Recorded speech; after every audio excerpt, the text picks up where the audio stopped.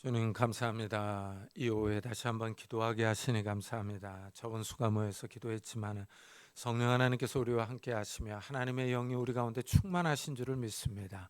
하나님, 정말 우리의 기도를 통하여 영광 받아주시고 우리의 기도가 우리 삶에 이루어지는 것을 바라보며 하나님께서 나와 함께 하시면 나를 돌보신다는 그런 확신 가운데 거할 수 있는 저희들이 될 수 있도록 축복해 주옵소서. 이 시간 주의 음성을 듣기를 원합니다. 주님께서 말씀해 주시고 은혜 베풀어 주옵소서. 감사드리며 예수 그리스도의 이름으로 기도드리옵나이다. 아멘. 하나님의 말씀은 고린도후서 7장입니다.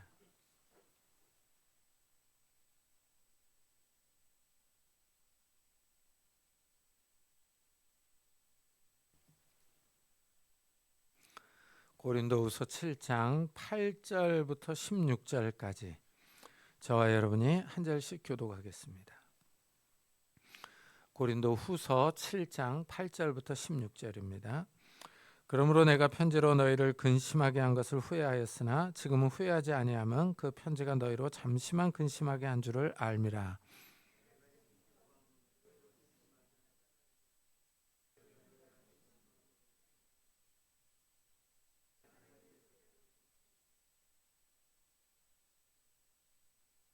하나님의 뜻대로 하는 근심은 후회할 것이 없는 구원에 이르게 하는 회개를 이루는 것이요 세상 근심은 사망을 이루는 것이니라.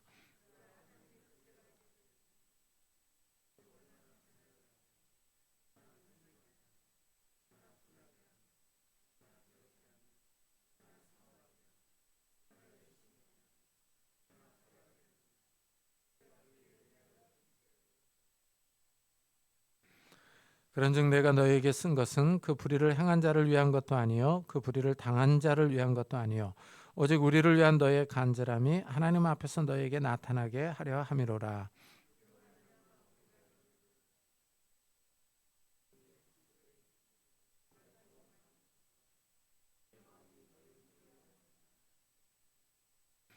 내가 그에게 너희를 위하여 자랑한 것이 있더라도 부끄럽지 아니하니 우리가 너에게 이른 말이 다 참된 것 같이 디도 앞에서 우리가 자랑한 것도 참되게 되었도다.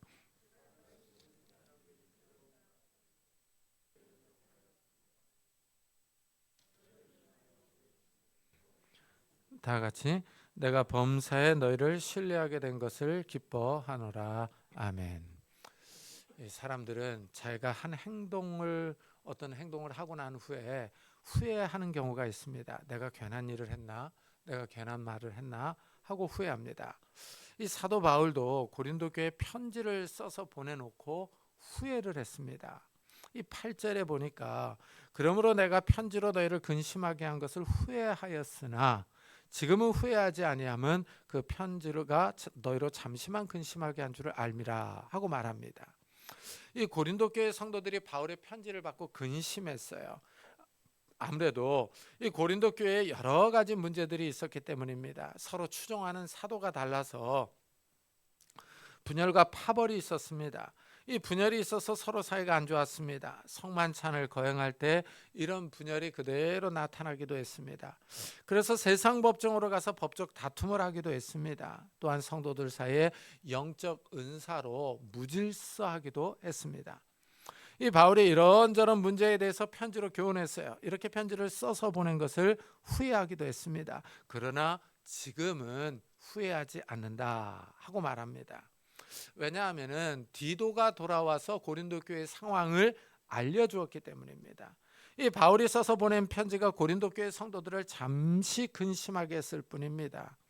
이 디도가 바울에게 와서 고린도 교회 성도들이 바울을 그리워한다고 말해줍니다. 고린도 교회 성도들이 바울의 편지를 받아보고 마음을 돌이켰기 때문입니다. 회개했기 때문이죠.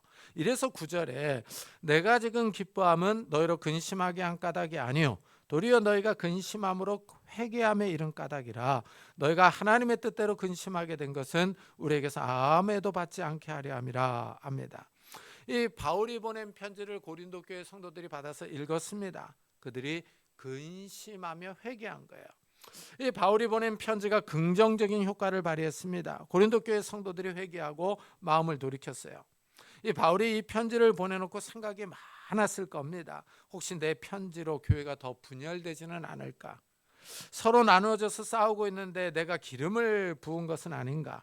혹시 바울을 미워하는 성도들이 더 바울을 싫어하지는 않을까 하는 근심들이 있었습니다. 그런데 고린도 교회가 바울을 그리워하며 사모한다고 합니다. 바울의 편지를 읽고 그 내용에 동의한 겁니다. 바울은 하나님의 뜻대로 하는 근심이 있다고 합니다. 그러니까 이 세상에서 어떻게 먹을 것인가, 어떻게 입을 것인가, 어떻게 살 것인가, 이런 근심이 아니라 하나님의 뜻에 맞는 근심이 있다고 말을 하고 있어요. 이 고린도 교회 성도들이 이 바울의 편지를 받아들고서 하나님의 뜻에 맞는 근심을 한 겁니다. 이 고린도 교회 성도들이 자신들을 돌아보니까 무질서함이 있거든요. 예수님이 십자가에서 돌아가시기 전에 성찬식을 거행했습니다. 예수님이 이 성찬식을 거행하여 나를 기념하라 했어요. 이래서 초대교회 성도들이 이제 성찬식을 거행합니다. 그런데 초대교회 성찬식은 오늘날 우리가 하는 것처럼 간소하지 않습니다. 그러니까 예수님이 저녁을 같이 드신 것처럼 애찬식을 거행하는 거예요. 저녁을 같이 먹는 겁니다. 그래서 성찬식을 거행할 때 부자들은 가져온 것을 자유롭게 먹습니다. 어떤 사람은 먼저 먹고 취합니다. 하지만 가난한 성도들은 가져온 것이 없어서 먹을 것이 없습니다. 가난한 성도들이 다른 성도들이 먹고 취한 것을 보니 배가 더 고픕니다. 배부르게 먹는 성도들을 보니 가난한 것이 부끄럽습니다. 교회 와서 수치심을 느낍니다. 무엇인가 잘못되었습니다. 주의 십자가와 부활을 기념하는 성만찬이 이상합니다. 분열과 파당이 더 드러납니다. 끼리끼리 모여서 먹고 마시며 다른 사람을 돌보지 않습니다. 성찬식이 무질서합니다. 이 바울이 성찬식에서 드러난 문제를 써서 보냈습니다. 성찬식의 참된 의미를 가르쳐 줍니다. 모일 때 기다려서 함께 먹으라 하고 권면합니다. 배가 고픈 사람들은 집에서 먹고 오라고 합니다. 이 성찬식을 잘못 거행하면 이 자기 죄를 먹고 마신다라고 경고합니다. 하나님의 심판이 있다고 경고하는 겁니다. 이래서 고린도 교회 성도들이 이 권면을 듣고 자신들의 잘못을 깨닫습니다. 우리가 다른 성도들을 부끄럽게 했구나, 우리의 행동이 잘못되었구나 하고 근심합니다. 고린도 교회 성도들이 하나님의 뜻에 맞는 근심을 합니다. 자신들의 행동이 잘못되었다는 사실을 깨닫고 후회하고 회개합니다. 이 고린도 교회 성도들이 올바른 방향으로, 긍정적인 방향으로, 건전한 방향으로 움직입니다. 참 이것을 보면은 이 사람들은 근심을 합니다. 이 땅에 사는 동안에 이 근심이 없을 수는 없어요. 사람들은 다 근심을 합니다. 근데 이제 근심하는 내용, 그 내용이 무엇이냐는 거죠. 다른 사람을 모함하고 뒷담화한 것이 이게 탄로가 나가지고 그 사람한테 보복당할 것을 염려하고 근심한다면은 이것은 세상 근심이죠. 하나님의 뜻대로 하는 근심은 아닙니다. 이 하나님의 뜻에 맞는 근심이 있는 거예요. 이런 근심은 영적 유익을 줍니다. 하나님의 뜻대로 하는 근심은 후회할 것이 없는 구원에 이르게 하는 회개를 이루는 것이요, 세상 근심은 사망을 이루는 것이니라. 이 사람이 살아가면서 이 세상 근심을 하는 사람이 있는가 하면 하나님의 뜻을 근심하는 사람이 있습니다.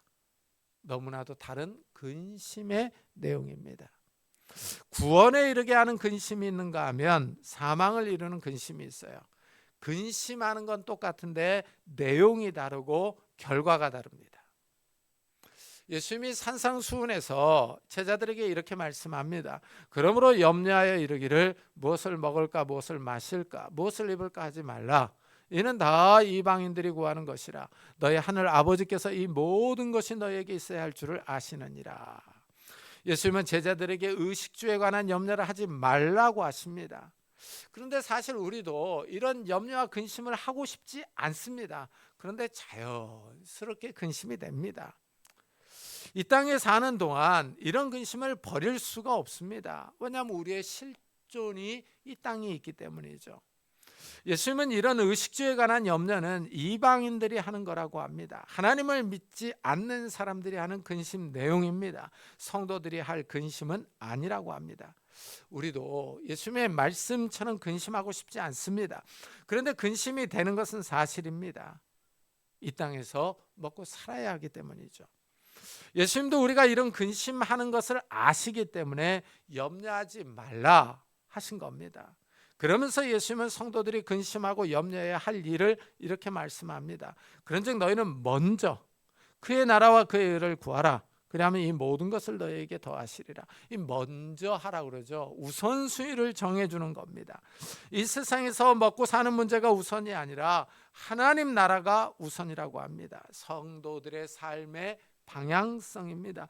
성도들은 하나님 나라를 우선하는 사람이지 세상을 우선하는 사람이 아니라는 겁니다.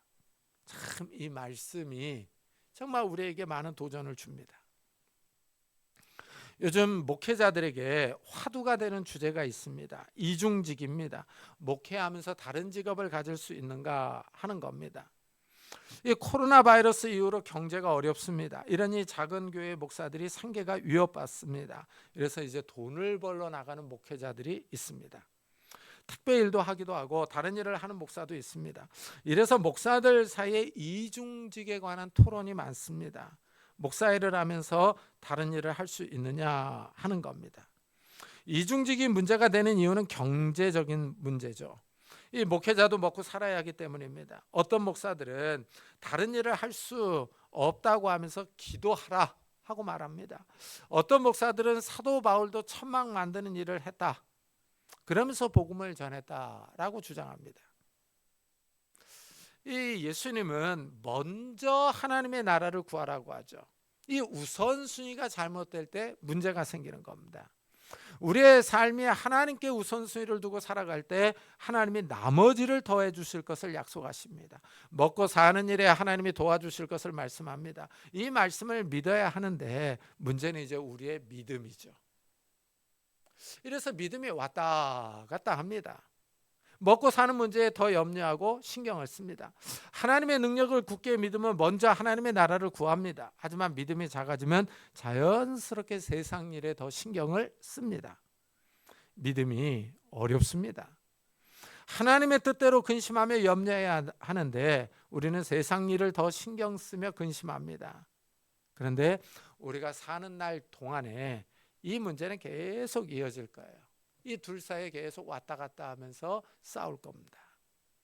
두부 자르듯이 자를 수 있는 문제가 아니죠. 믿음이 왔다 갔다 합니다. 은혜가 충만할 때는 하나님의 말씀을 굳게 믿습니다. 하나님의 능력이 커 보입니다. 그러나 은혜가 떨어지면 근심과 걱정이 바다에 물 들어오듯이 밀려옵니다. 세상 걱정과 염려가 믿음을 삼켜버립니다. 이럴 때 하나님은 현실에 가려서 보이지 않습니다. 우리가 은혜를 사모하며 기도해야 할 이유가 여기 있습니다. 이 하나님의 뜻대로 하는 근심이요. 이 근심은 우리를 생명으로 구원으로 인도합니다. 고린도 교회 성도들이 바울의 편지를 읽고 자신들을 돌아봅니다. 교회 안에 있는 문제들을 돌아보며 회개합니다. 서로 나뉘어져서 비난하고 싸웠습니다. 이렇게 싸움이 벌어질 때 세상 법정으로 뛰어가기도 했습니다. 이런 잘못을 뉘우치고 회개하는 거예요. 고린도 교회 성도들이 바울의 편지를 읽고 자신을 돌아보면서 근심하는 겁니다. 아이고, 내가 주의 말씀대로 사랑하지 못했구나. 내가 형제를 더 사랑해야 되는데 이 서로 미워하고 세상 법정으로 나가서 이 법적 싸움을 하고 있구나 하고 근심한 거죠. 참 이 고린도 교회예요. 이 잘못된 문제들이 많았죠. 은사 문제도 그렇습니다. 너도 나도 자기가 받은 은사를 자랑하듯이 사용했습니다. 예배 시간에 이래서 질서가 없었어요. 하나님께 모든 것을 받았는데 받지 않은 것처럼 자랑합니다. 사실 하나님이 주신 은사인데 내세울 것도 없는 거죠. 근데 자랑하는 거예요. 자기가 잘났다고 내세우는 거죠. 그래서 보면은 우리 한국교회에서도 이 은사가 한참 유행할 때 이 방언을 하시는 분들이 이 방언 기도하는 것에 대해서 되게 자신감이 있어요. 그러면서 방언을 기도하지 못하는 사람들을 은근히 무시합니다. 자기가 영적으로 더 뛰어난 사람인 것 같은 그런 착각 속에 있었던 거죠. 근데 사실은 은사라고 하는 건 하나님의 선물이니까 하나님께서 주신 것을 받았을 뿐이죠. 내가 잘나서 받은 게 아니잖아요. 근데 이 고린도 교회 성도들이 이 은사가 있으니까 이런 은사를 가지고 예배 시간에 막 떠들어대는 거죠. 그러니까 예배가 무질서하게 된 겁니다. 근데 사도 바울이 이런 것에 대해서 이 권면하는 이 편지를 읽고 이 돌아보니까 자기 자신의 모습이 부끄럽죠. 그러니까 근심을 하는 겁니다. 참, 이래서 이 고린도 교회 성도들이 진실한 마음으로 열심을 내어 자신을 깨끗하게 합니다. 서로 잘못했다고 사과하고 다른 사람을 돌봅니다. 무질서한 교회를 다시 세우려고 노력합니다. 무질서하고 분열이 있는 공동체가 아니라 서로 사랑하고 이해하고 품어주는 공동체로 세워나가는 거죠. 이 일에 열심을 냅니다. 참, 이 바울이 이 고린도 교회 이 편지를 쓸 때 보면은 정말 문제가 많았어요. 그래서 이 고린도전서를 읽어보면 심지어 음행을 저지른 사람도 있었습니다. 문제가 많았던 교회였죠. 그래서 12절에 보면은 이 바울이 편지를 쓴 목적을 얘기를 해요. 그런즉 내가 너에게 쓴 것은 그 불의를 행한 자를 위한 것도 아니요 그 불의를 당한 자를 위한 것도 아니요 오직 우리를 위한 너의 간절함이 하나님 앞에서 너에게 나타나게 하려 함이로다. 이 바울이 편지를 쓴 목적이 하반절에 나타나는데 우리를 위한 너의 간절함이 하나님 앞에서 나타나게 하려 함이로다 라고 얘기를 해요. 교회가 서로 분열하여 미워하며 싸웠습니다. 음행하는 자도 있었죠. 법적 다툼을 하는 사람들도 있었어요. 교회가 이렇게 시끄러우니까 이제 여기에 연루되지 않은 사람들이요. 여기에 연루되지 않은 사람들은 이런 모습이 꼴보기 싫죠.